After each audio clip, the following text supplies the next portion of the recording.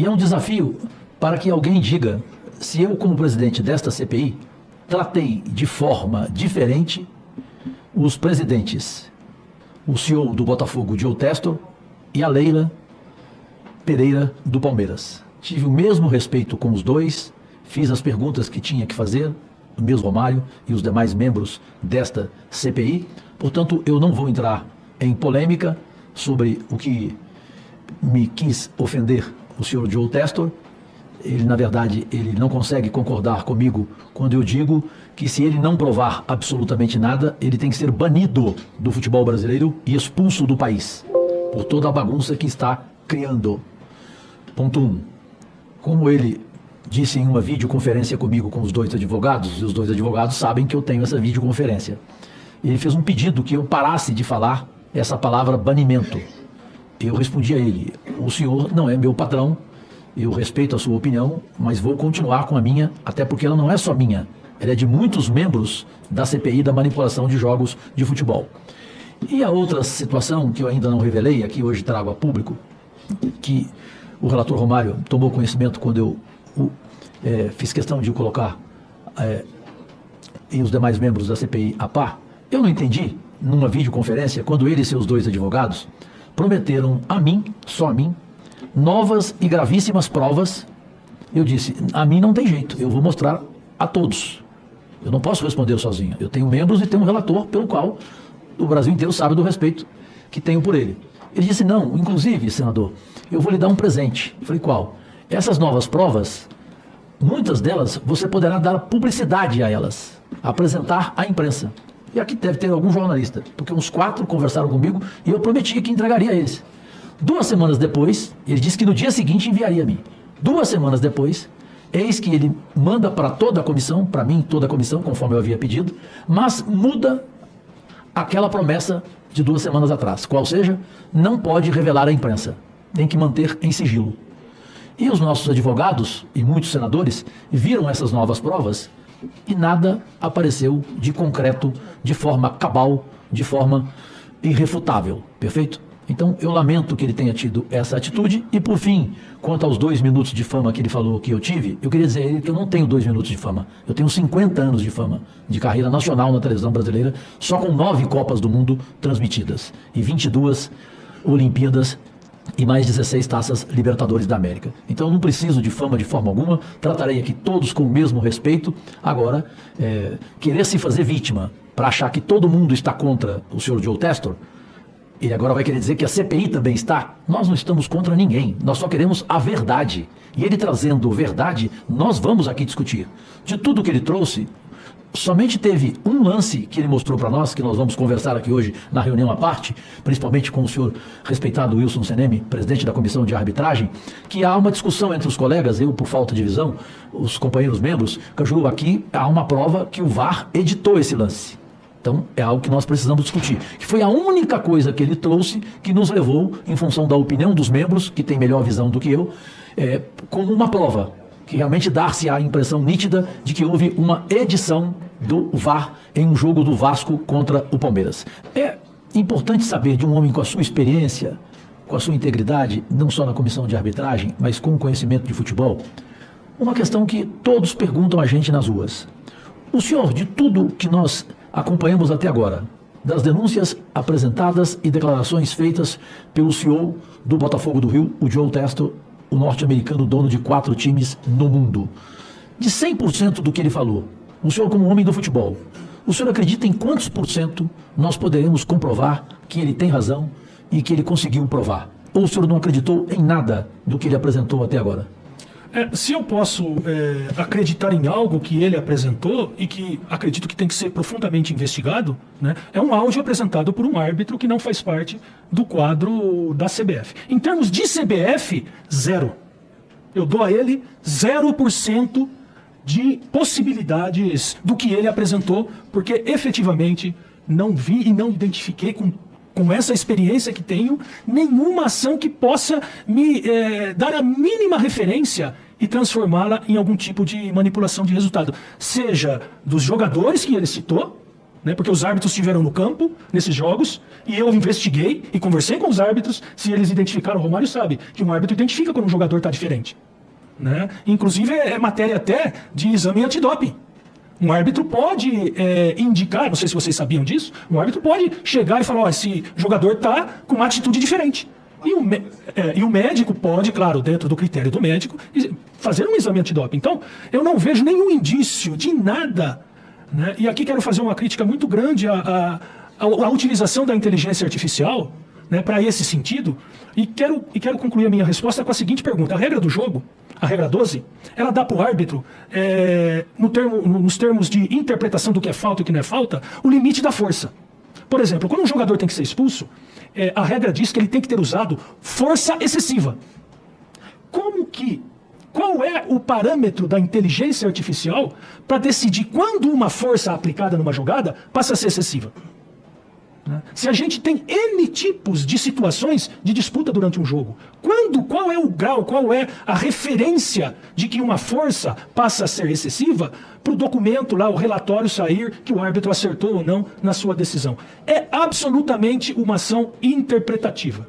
É absolutamente uma ação interpretativa. A regra 5 do jogo de futebol, ela dá ao árbitro central a prerrogativa de interpretar. Há mais de 100 anos é assim. Acredito que o foco é no desenvolvimento da arbitragem. Isso a gente tem que pensar. Isso eu adoro trabalhar. E isso eu posso pôr a mão na massa para contribuir. Ok? Agora, não vejo nenhum indício de que esses elementos interpretativos, mesmo que às vezes errado, quando a gente assume o nosso erro, né? Quantas vezes eu assumo meu erro? Né?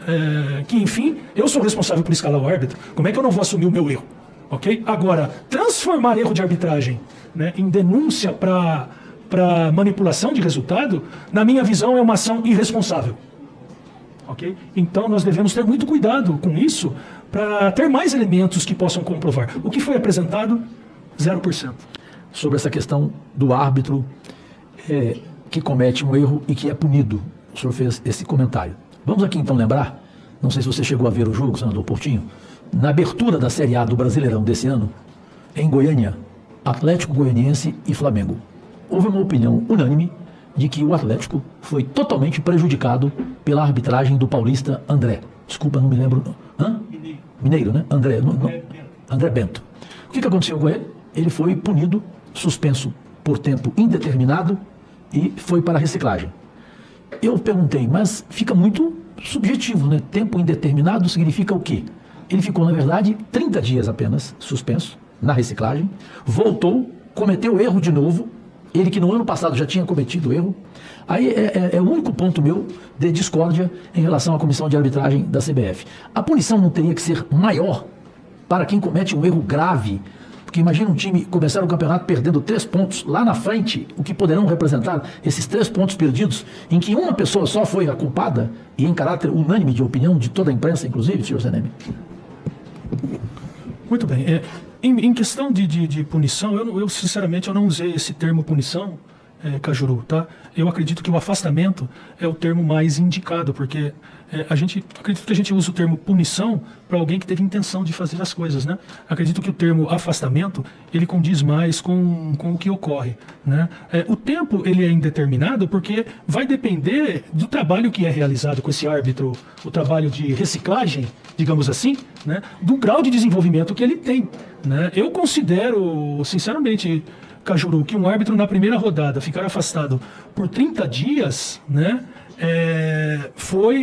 E no caso do André, que é um árbitro extremamente promissor, né? Um árbitro com muita qualidade, acredito sim que foi o suficiente para ele retornar, né? Ele está escalado novamente agora, né? E a gente espera, assim como eu falei anteriormente, que o rendimento dele passe a demonstrar que ele tem realmente esse futuro como árbitro do que a gente viu o potencial nele, tá? Mas que tem que ser comprovado no campo de jogo com rendimento, ok? Mas eu não posso definitivamente deixar de colocar um árbitro ou afastá-lo por um tempo a mais do que foi o necessário por uma ação que ocorreu em determinado jogo.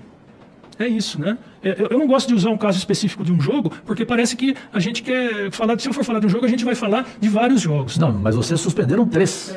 Na primeira rodada da Série A, foram 3 suspensos. Logo voltando. Realmente, presidente, foi realmente uma rodada que a gente não esperava, né? E a gente realmente trabalhou muito, e as rodadas seguintes, o nível de arbitragem melhorou. Voltando há um dado, só voltando à questão dos critérios, antes, há um dado e que chama atenção, inclusive o próprio John Texor coloca, e por isso que eu destaquei a minha preocupação por fato só 10% aptarem na Série A, e queria saber se esses critérios, que são objetivos, pelo que você mostrou, explica por que Rafael Claus e Daiane Carolina atuaram juntos em partidas de um total de 62 aptadas pelo Claus a 20 partidas com os 2 árbitros, ou seja, das 62, em 20 Claus apitou com Daiane. Isso em 2022, isso foi em 2023. Em 22, de 29 partidas foram apitadas por ele e 8 com a Daiane, 27,5%. Né?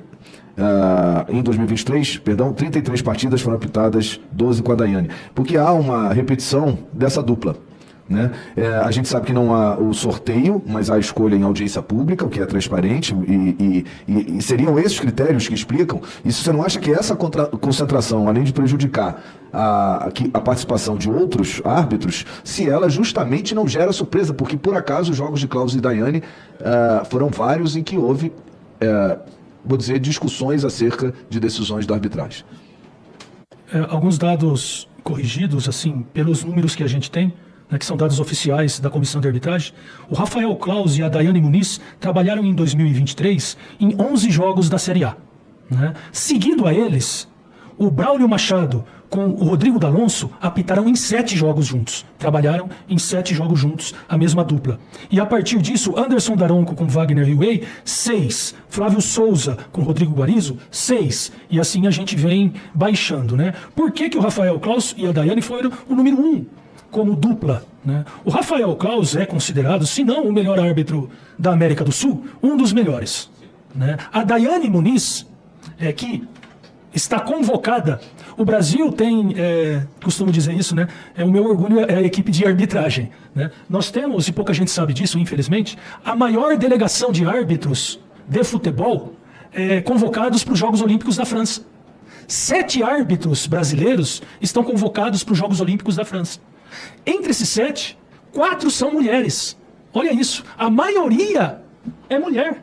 E a Daiane dos Santos já participou de mundiais, né? E vai para os Jogos Olímpicos. Ela é destacadamente uma árbitra assistente de vídeo do mesmo nível do Rafael Claus. E nós entendemos que, por bem, como critério, né, todos os jogos, o grau de complexidade, como está escrito, né, no documento de audiência pública, exige os melhores árbitros. Né? Pensando nisso, é que a gente tem esse número final. Eu tenho um controle disso, mas não é a prioridade a estatística. Tá? E nem está tão diferente assim da segunda dupla, que é o Braulio com o Rodrigo D'Alonso, que são 7. Né? A prerrogativa principal é o entrosamento. Tenho certeza que, infelizmente, o senador e craque Romário não está presente, mas eu tenho certeza que a dupla Bebeto e Romário, ela não foi feita dias antes da Copa do Mundo de 94. Ela iniciou nos Jogos Olímpicos lá de Seul. Tanto que ele fala que foi o melhor parceiro que ele teve, né? E eu tenho certeza. Em relação ao Romário, só para justificar, ele teve que viajar urgente agora para o Rio de Janeiro em função de problemas pessoais, e desde aqui todos nós da comissão desejamos Deus e saúde ao problema que ele precisa enfrentar lá. A gente também aqui deseja ótima sorte, que Deus acompanhe. Então, o entrosamento, a FIFA preconiza que o árbitro é um esportista. O árbitro não é um administrativo no campo de jogo, não é um senhorzinho de terno, como era na década de 30. O árbitro é um esportista. Então, o rendimento e o entrosamento entre eles é vital para o trabalho em equipe. Né? Por isso que representa um número que, na nossa visão, não é tão diferente de outras duplas que houveram. Mas aí eu preciso fazer uma pergunta. Todos esses árbitros são da Abrafut? Há alguma preterição a árbitros da ANAF? Porque a Abrafut é uma situação recente. E eu sei porque eu vi que deu uma discussão enorme lá no STJD. E a gente está falando de escala. Minha pergunta é se todos esses, por acaso, mais escalados são da Abrafut e se há alguma preterição a árbitros da ANAF. Vou ser muito sincero na resposta, senador Portinho. Eu não sei quais os árbitros são da Abrafut e quais são da ANAF. Não Melhor. não é motivo de fazer designações. Não está aqui. Né? Então a questão do VAR é polêmica, ponto no mundo, não é no Brasil. Uma ferramenta tecnológica que era para resolver o conflito do pobre árbitro lá de campo e sua mãe em todo jogo, né, parece que estendeu o conflito, né, porque agora o problema é o árbitro, é o VAR, é o árbitro da cabine de VAR, e isso não é um problema do Brasil, a Inglaterra mesmo vai fazer uma votação se extingue o VAR ou não. Eu tenho uma opinião pessoal, que depois ao final eu gostaria de reportar, tendo essa oportunidade aqui, mas a verdade é que o VAR, que era para resolver, acabou virando agora um grande vilão. E a Vossa Senhoria disse que o VAR segue todo o padrão da FIFA, e aí eu tenho uma pergunta. O observador do VAR foi criado pela FIFA? Sim, o observador VAR é uma figura protocolar. Em realidade, o protocolo ele é criado pela Board, International Football Association, que é quem regula a regra do jogo e envia para a FIFA aprovar e aplicar. Mas sim, é uma figura prevista no protocolo. É porque ele é recente, né? Só para esclarecer quem nos assiste. Originalmente o VAR não tinha o observador, eram só os árbitros de VAR na cabine, não? Não, sempre foi. Sempre teve um observador? Sempre teve um observador e uma pessoa que nós chamamos de QM, que é Quality Manager, que é o gerente de qualidade, que é o elo de ligação entre a cabine VAR e a rede de transmissão, para que o canal de comunicação entre o telão e quando aparece na televisão, seja interligado. Tá? Esse canal de comunicação entre o gerente de qualidade, né, é único e exclusivo com a transmissão. E não tem acesso a ninguém de fora e nem aos árbitros. Isso é importante ser frisado. O observador, ele tem acesso à cabine do VAR? Ele tem acesso ao árbitro de campo também? Não, ele não tem acesso ao árbitro de campo. Por isso que a voz do observador não aparece nos áudios que são divulgados, né? Acho que eu nunca vi o observador falando no microfone, isso que eu quero dizer. Na verdade, quando está tendo algum trabalho da equipe de arbitragem, né, o observador, como o nome já diz, ele tem que observar. Ok? Ele, na verdade, é uma referência inicial para um relatório que tem que ser feito, né, de análise do quê?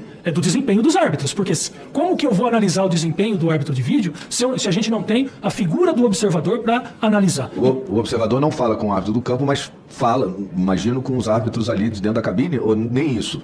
Dúvida mesmo. Extrema necessidade. Dou aqui um exemplo. Erro protocolar. Digamos, o árbitro de vídeo vai chamar o árbitro de campo em função de um cartão amarelo, que não está dentro do protocolo isso. O observador VAR tem como dever informá-lo que aquele não é um procedimento protocolar. Né? Então são pontos do protocolo como um filtro final para se evitar erros protocolares. Somente isso. Eu vou só seguir nisso, porque numa partida, eu vou falar uma partida específica, só porque me pareceu, na partida Flamengo e Bragantino, o gol do Flamengo anulado, né? E no início que o VAR vê o lance, teve um lance inicial no meio campo, e alguém, eu não sei se foi o de campo, ou se foi o VAR, ou se foi o observador, fala, não houve falta, vamos ver o jogo lá na frente, o lance lá na frente. Aí vem o lance, não teve impedimento, o lance foi regular, o gol foi regular, e aí alguém fala, volta lá no meio campo. Minha pergunta era para saber se é um observador, se a função dele é essa. Não, a função dele não é essa e não foi ele que falou. Um detalhe importante, o VAR... A nossa escolha por trazer o VAR aqui para vocês, senadores, é para que vocês vejam, para que vocês ganhem intimidade com essa ferramenta. Existe um projeto que a gente está apresentando para o presidente Edinaldo, do VAR itinerante, que eu possa levar o VAR, por exemplo, nos shopping centers. O senhor imagina um torcedor poder sentar na ferramenta e fazer o simulador de uma jogada sendo VAR. Essa intimidade é o que está faltando. Eu vejo ainda muitos questionamentos em função do que as pessoas não sabem, né? Então, existem 3 pessoas que estão como árbitro de vídeo, o VAR, o AVAR e o AVAR 2. Né? Essas 3 pessoas é que interagem na conversação entre eles para poder chegar a uma conclusão final de que é uma situação de revisão ou não. Se ele vai recomendar uma revisão ou não para o árbitro. E nessa mesma linha, o observador então não tem contato nem com o árbitro de campo, nem com os árbitros da cabine, a não ser na questão de erro de protocolo. Exato. Né? E esse observador, ele tem um contato com o chefe da arbitragem, da comissão de arbitragem. Ele tem contato com... Você tem contato com o observador? Durante a partida, não? Isso. Não, nenhum. Não, nenhum contato. É proibido. Protocolarmente, isso não é permitido. Essas pessoas que ficam na cabine do VAR, eles usam celular dentro da cabine do VAR? Não usam celular na cabine. Não tem nenhum contato com Os o árbitros, externo. não tem contato. Apenas esse que faz o contato com a Isso, emissora. o gerente de qualidade é que passa a informação com a rede transmissora. Mas aí pelo celular. Não, é um canal de áudio. Melhor assim. Não é celular, é um canal de áudio. Não é que ele é proibido. Por exemplo, um celular, ele não é tocado. O protocolo não toca o aspecto se você pode ter ou não. E aí, na verdade, nós entendemos que é importante haver um outro tipo de comunicação, né? E normalmente esse outro tipo de comunicação é um rádio, mas dependendo da onde ele está, ou, por exemplo, quando o VAR é centralizado na CBF, faz-se necessário ter um telefone dentro de uma cabine, sim, caso ocorra alguma necessidade técnica. Okay? Então tem lá para quem não sabe, o VAR não fica no estádio, o VAR fica hoje numa sala na CBF. Na Série A, sim. Aonde, assim, na Série A só, então tá. Por enquanto sim, né? Assim como é. Mas esse é um canal de comunicação externa com a cabine. Qual canal? Esse telefone que fica lá na. Não é para isso. É caso a comunicação do gerente de qualidade, aquele rádio que ele tem, essa linha de comunicação falhe. Aí esse gerente de qualidade vai fazer o contato via celular com a transmissão. Esse é o único permitido. Aconteceu em algum jogo do Campeonato Brasileiro isso? Aconteceu. Esse ano? Esse ano? Não tenho, porque isso é uma ocorrência e é relatado. Não tenho nenhuma ocorrência relatada de que isso aconteceu. Não houve nenhum contato, então, por esse telefone com ninguém fora da cabine. Isso é muito importante, isso senador. É muito importante. É muito importante a gente esclarecer, né? Porque é uma recomendação muito forte. E tem outro detalhe que eu gostaria de agregar a isso, né? É que o protocolo prevê. Dentro da cabine existe uma câmera, uma minicam, né, que está dentro da cabine. Quando a gente vê uma revisão ao vivo na televisão, não sei se vocês repararam, são 3 ângulos colocados. E um deles é a câmera que está dentro da cabine. Então você consegue observar ali se alguém pegou alguma coisa, se alguém falou com alguém, se alguém fez algum gesto. Isso é protocolar para dar garantias. Um detalhe que eu vou mostrar para vocês quando a gente for ver o VAR... Para outra sala. Isso, para outra sala, é que eu tenho a gravação, por exemplo, de várias jogadas, onde eu posso entregar para vocês o tempo todo daquela câmera. Por exemplo, uma jogada durou 4 minutos de revisão. Eu posso mostrar para vocês os 4 minutos daquela câmera interna dentro da cabine, para você se certificar que ali ninguém fez nada. Essas imagens ficam guardadas por quanto tempo? Essas imagens é impossível, e não é só o Brasil, ninguém no mundo consegue guardar um jogo, porque a compilação de todos os sinais é uma rede extremamente pesada. Quem é técnico sabe disso, e foi essa a informação que eu tive quando eu quis guardar todos os jogos. Então hoje o que é feito é que os cortes principais do jogo são guardados. Por isso que a gente tem eles aqui. Mas o jogo completo a gente não consegue comprimir pelo peso que é. O Brasil, por exemplo, hoje, só esse ano, são 914 jogos com VAR. O Brasil é o país do mundo, também só por curiosidade, é o país do mundo que mais realiza jogos com VAR. 914 nesse ano, né? Outra curiosidade, se eu posso, né, tomar liberdade, das 211 associações membros da FIFA, somente 71 trabalham com o VAR. E não é porque elas não querem, porque elas não têm estrutura financeira para suportar. Então a CBF hoje é sim, né, o país que mais trabalha com VAR no mundo. 2 perguntas sobre sugestões até que a gente ouviu aqui. Vocês usam as imagens da transmissão de TV. Seria uma ferramenta a mais se os estádios, ou pelo menos aqueles da Série A, tivessem mais câmeras espalhadas pelo estádio? E já digo que quem deu essa sugestão aqui foi o John Texon, que disse que ele compraria, inclusive, essas câmeras para colocar, não sei se ele estava falando do estádio dele ou em mais estádios, para poder pegar outros ângulos que eventualmente não. Então, assim, eu não tenho direito de colocar a carroça lá em São Carlos, no interior de São Paulo, de onde eu sou. A gente fala, né, colocar a carroça na frente dos bois. Eu não posso fazer isso, né? Terra de Golias, São Carlos. Ronaldo Golias, eterno Golias. Trabalhei com ele. Excelente pessoa, São Carlense. Eu não posso inverter a ordem.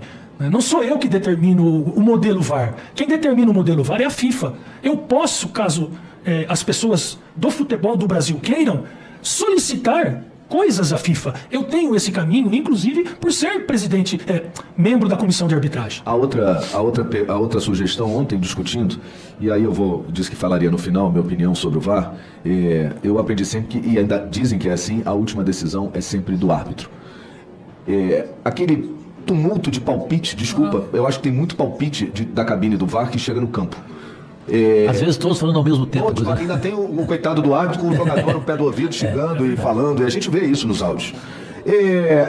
A Leila ontem, eu já tinha ouvido isso, né? É apenas uma sugestão. E eu a Leila Pereira, presidente do Palmeiras. Isso, senão alguém pode achar que é a Leila do vôlei. Eu queria saber só a sua opinião, Wilson. Ela disse que talvez o mais importante fosse que tivessem, até usou o termo, garotos jovens que fossem treinados em tecnologia para a operação, né? E aí eu emendei e perguntei se para acabar com essa palpitagem que fica ali, volta ali, vai para lá, não, agora volta, porque isso aí é o que dá muitas vezes a dúvida. O caso do Flamengo e Bragantino foi isso. Para mim foi palpitagem, porque o próprio árbitro do VAR já tinha dito, não houve falta, vamos ver o lance lá na frente. Aí um outro, depois de ver o lance lá na frente, falou, não, volta lá porque eu acho que houve falta. Pô, e quem decide no final é o árbitro.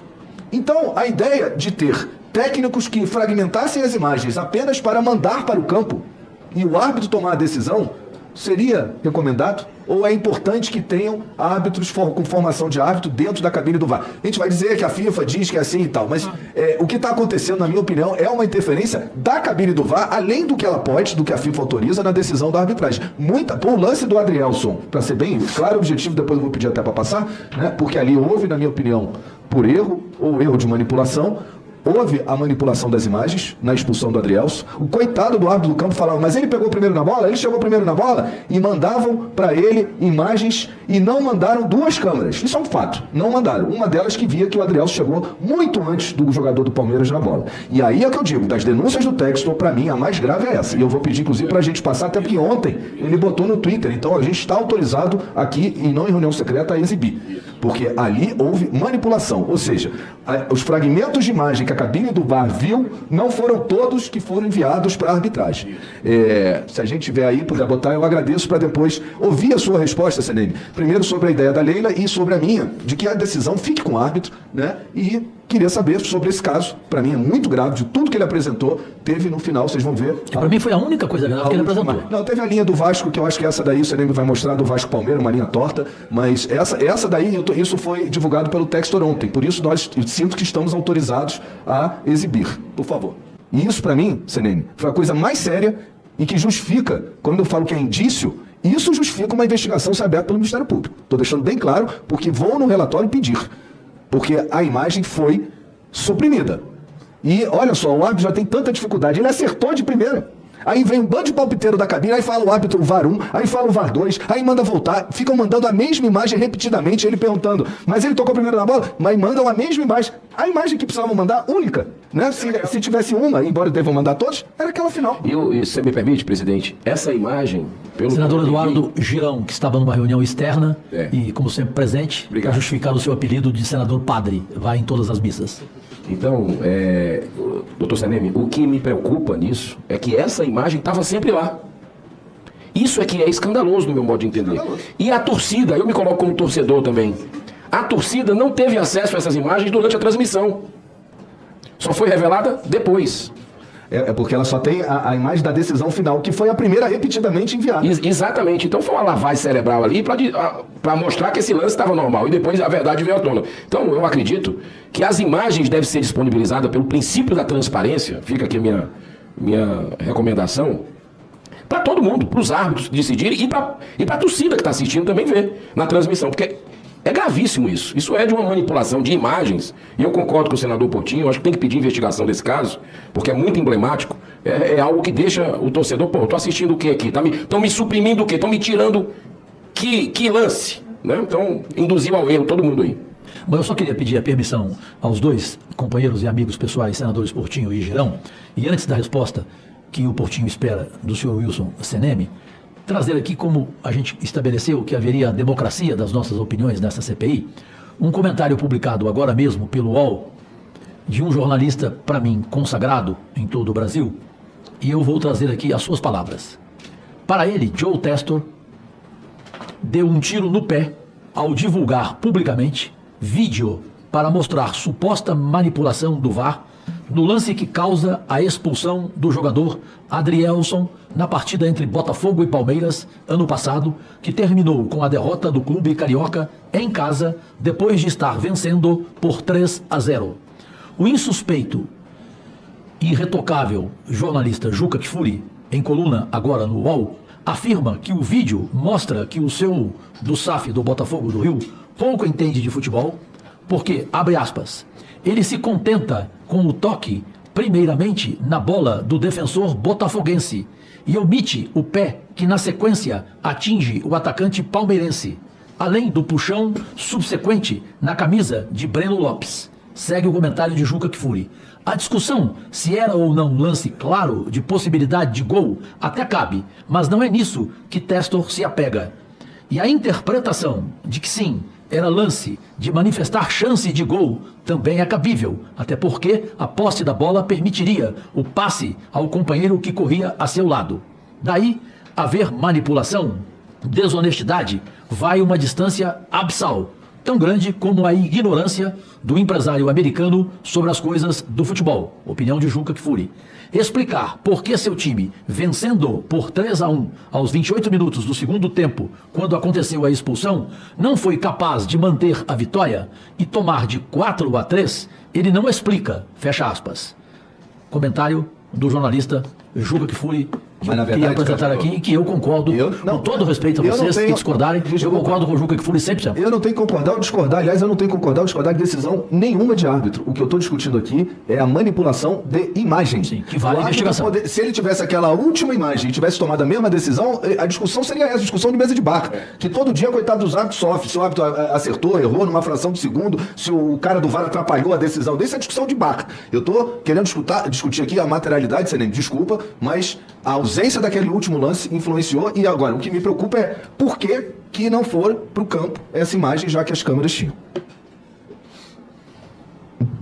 Muito bem. Mais uma vez, eu tenho que voltar a alguns pontos que são importantes. O primeiro é que todo o processo de capacitação dos árbitros, ele segue uma norma dada pela FIFA.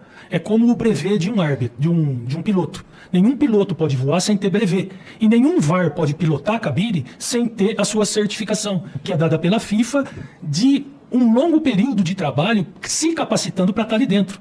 Não é nenhuma pessoa leiga que está ali dentro. Tá? Esse é o ponto 1. Okay? Aqueles árbitros que estavam ali são extremamente preparados, inclusive internacionais, com experiências internacionais. Né? Ponto 2.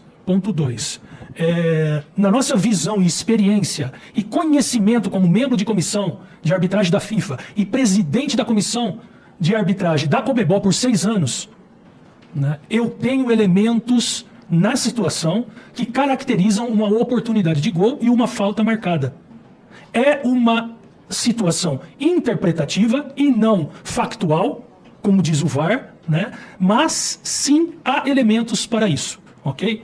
O uso de câmeras, ele é, digamos assim, protocolarmente, pelos rolos de função, um árbitro de vídeo não está obrigado a mostrar para o árbitro de campo todos os ângulos que estão na cabine, nem todos os ângulos que ele visualizou. Até porque o trabalho que... Então ele pode escolher o que ele manda para o árbitro do campo? Ele pode escolher. Mas isso é muito grave, Senem. Mas é um protocolo. Não, mas isso é a vontade discricionária do árbitro da cabine do VAR. Isso é muito sério, Senem. Eu estou falando isso pro bem do futebol. Isso já aconteceu, ninguém vai voltar a campeonato. Não estou dizendo se houve manipulação, não entro em clubismo. Mas você dizer que a cabine do VAR não é obrigada a mandar todos os lances para elucidação do árbitro do campo, isso é seríssimo. E isso torna ainda mais séria a necessidade de investigação dessa partida. E não tem nada a ver com o Palmeiras querer beneficiar ou prejudicar. E não tem nada a ver com a interpretação de novo. Pode ter interpretação e justificar como ela quiser. Isso é para quem entende que são vocês. Agora, o árbitro do VAR escolher o que ele manda para o campo, então, com toda a seriedade, é melhor a sugestão da Leila Pereira. Põe um técnico ali de tecnologia, de informática, ele pega o lance, fragmenta e manda para o árbitro do campo decidir. Porque isso é manipulação, isso induz. E se isso, como eu falei, aconteceu nessa partida, eu estou vendo que acontece em outras. Porque ele pode fazer isso, o árbitro do VAR, mandar as imagens que ele quiser. Eu não terminei a minha fala em relação a isso, né? Existe algo muito importante entre o que eu estava falando e o que Vossa Excelência citou, né? Que ele é que manda as imagens, né? Não é obrigado a enviar todas. Existe um término desse meu segmento de fala, né? O árbitro, quando vai à zona de revisão, como foi o Braulio, e aqui fica um parêntese em relação ao Braulio Machado. O Braulio Machado é um dos poucos árbitros do mundo, da FIFA, que trabalhou como árbitro da FIFA no campo e trabalhou como árbitro da FIFA na cabine VAR. No Mundial Sub-17, que foi realizado aqui em Brasília, que o Brasil foi campeão, eu estava presente assistindo a final, fiquei muito feliz de ver o Brasil campeão novamente, com o técnico Guilherme, que é da minha cidade, jogou futebol comigo. Né? Ver o Guilherme sendo campeão me deixou bastante feliz. Né? E o Braulio Machado, naquela edição do Mundial, era um árbitro de vídeo. Então o Braulio Machado, especificamente dessa jogada, é o árbitro de campo mais preparado que há no quadro da CBF para analisar uma jogada na área de revisão. Então quando ele vai lá, e assim é o protocolo FIFA, as imagens que o árbitro de vídeo proporciona a ele não são últimas e nem definitivas. E o protocolo é muito claro nisso, quando estabelece que quando o árbitro está na zona de revisão, ele passa a ser o VAR. E aí vem a minha segurança de que o Braulio Machado tem qualidade para isso, porque ele tem expertise em ser VAR. Né? Então, quando o Braulio Machado ouvido isso, eu escutei o Braulio Machado pedindo outras câmeras. Eu escutei o Braulio Machado pedindo cabine, me escuta? E ele demonstrando, eu vou voltar com cartão vermelho porque cumpre as 4 situações de doxo. É uma decisão, na minha interpretação, na minha visão e com a experiência que eu tenho, que eu analisei profundamente essa ação, não há nenhuma caracterização que não seja a regra do jogo sendo cumprida e o protocolo VAR sendo cumprido. Mas como é que ele ia pedir uma imagem? Ele pediu as imagens, mandaram aquelas de frente. Ele não sabe que tem a última. Como é que ele vai pedir o que ele não sabe? Ele pode ser experiente em cabine de VAR. E, aliás, até me preocupou, porque se ele é o único experiente que é discricionário da cabine enviar as imagens que querem, então em vários jogos pode estar havendo a manipulação do envio de imagens para o campo. Como é que o Braulio, excelente árbitro, estava certo, tá? Estava completamente certo. Aí a interpretação, mas eu acho. Todo mundo aqui deu pitaco, eu também acho. Agora, como é que ele vai saber que omitiram dele essa câmera? Isso é inexplicável. E isso agora, tem que ser apurado. Só para entender, ele pediu a câmera, ele pediu outras câmeras, foi isso? Sim, senhor. E foi negado para ele? Não, foi dada a câmera. Mas esse ângulo não. O protocolo VAR da FIFA estabelece que um árbitro, para tomar uma decisão, ele não tem a obrigatoriedade de checar todas as câmeras. Senão o jogo vai ficar interrompido por muito tempo. Mas se ele pede a câmera, por que não manda todas as câmeras? Não, mas não é assim o trabalho do VAR, não é assim que ele funciona. Desculpa, Seneme, eu estou satisfeito e eu estou aqui. Não sei nem se você tinha conhecimento, porque isso foi revelado ontem publicamente, a gente já sabia, e quando eu disse que havia indícios, eu não estou me referindo ao comportamento do atleta de São Paulo contra Palmeiras, isso não tem cruzamento com a aposta, a gente não tem como identificar. Eu mostrei aqui, o Andréas Pereira entregou uma Libertadores num erro, né, que talvez ele nunca mais cometa, que é um grande jogador, ninguém suspeita. Negócio de inteligência artificial, se não tiver cruzamento com Sport Radar, com a aposta, ela é complementar, deixando claro, ela não é a prova, e aí foi o erro, é indício. Mas isso aqui, isso é materialidade. E depois o que eu quero ver é que essa não está exibida ali, a questão que me explica a questão da linha de impedimento de Vasco e Palmeiras. Com relação a isso aí, eu estou absolutamente satisfeito. Senador, desculpa. É por isso que, para mim, o melhor momento da oitiva da presidente do Palmeiras, Leila Pereira, ontem, foi quando ela falou do VAR. E eu acho que ela está certa. Por isso que eu estou dizendo. Aliás, ela respondeu uma pergunta, Seneme, que na audiência pública que a gente fez aqui, a gente levou como sugestão, e fica também, até mudando de assunto, para saber a sua opinião, que era o aproveitamento de ex-árbitros, árbitros do quadro da FIFA, lá na cabine do VAR, que tem a experiência. Né? Ela acha que não é o mais importante. A Leila Pereira acha que o mais importante é que tenha um menino que entenda de tecnologia, para mandar mais jovem, porque os jovens entendem mais do que eu, do que a maioria. Tecnologia, né? Para mandar as imagens para o campo. E o árbitro toma a decisão. É lógico que isso depende de FIFA, mas como a Inglaterra está também discutindo isso, fica. Agora, dentro do que pode hoje, você acha que o aproveitamento de ex-árbitros poderia qualificar, até para aqueles que estão em formação no VAR, ter um companheiro ex-árbitro que não consegue mais correr o campo pela idade ou pela regra lá da arbitragem da FIFA, ele poder ser aproveitado na cabine do VAR, até para estender a longevidade da carreira dele? Eu até trocaria, me permita, irmão Portinho, a palavra qualificar por credibilizar.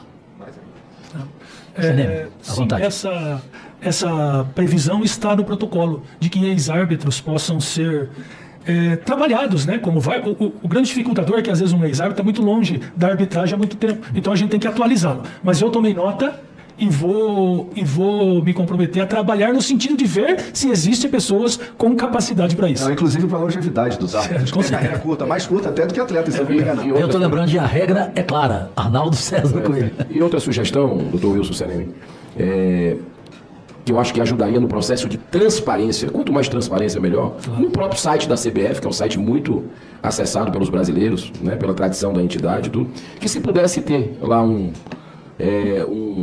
link que você pudesse acompanhar essas imagens, que o torcedor pudesse acompanhar exatamente os ângulos que ocorreram isso. Eu acredito que isso vai dar mais credibilidade, vai dar mais transparência. É uma sugestão que eu deixo aqui em nome do futebol brasileiro, da proteção dele. Deixa eu agradecer, senador. Só comentando que já há um link estabelecido no site da CBF, onde constam jogadas do Brasil todo, dos campeonatos brasileiros. Já ultrapassa o número de 900 exibições que estão à disposição no site da CBF para quem quiser ver e escutar. Qual site? cbf.com. Mas eu sugiro todos os ângulos. Essa é a minha sugestão. Ok, está anotado, senador. Muito obrigado. Só um último detalhe dessa câmera última, senador Portinho. A falta não se caracterizou no momento que termina a imagem ali. Né? A falta se caracteriza na sequência que o jogador do Botafogo toca a bola. Não é naquela imagem específica, tá? É a mesma câmera, só que a gente vai mostrar lá depois, que é na sequência da jogada, tá bom? Tudo bem, mas o fato do cabine do VAR enviar para o campo o que ela quer me preocupou demasiadamente.